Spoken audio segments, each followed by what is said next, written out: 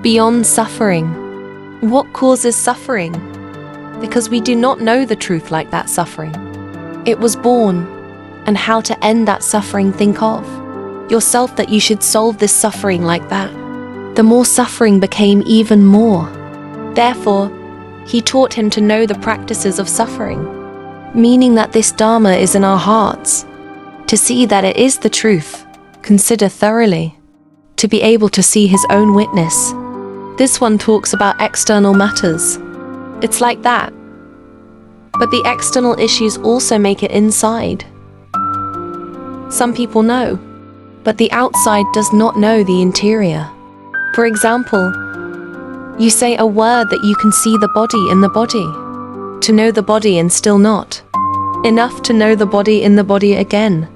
Consider the body, and then consider the body in the body, and then consider the mind, and consider the mind in the mind again.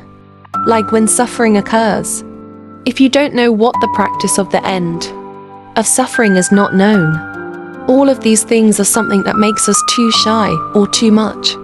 Because of the unknown image compassion of the body, such as our body, the body that we took to sit and meet together with that eye. If you only see the body shape, for example, this is the reason that the suffering or suppression of suffering is not at all. Therefore, consider the body to go in the body. Anything that is in the body is researching and see what is in the body.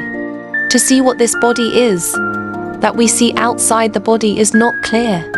I saw the hair and saw all. It is a device to dismay us. So you see that it is not clear. Seeing the body is not clear. So he looked inside to see the body and then had to look again what the body in this body was, and want to create an understanding that happiness and suffering therefore have a price.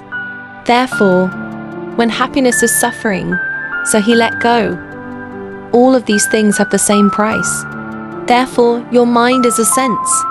Saw both of these things with suffering, there are always benefits.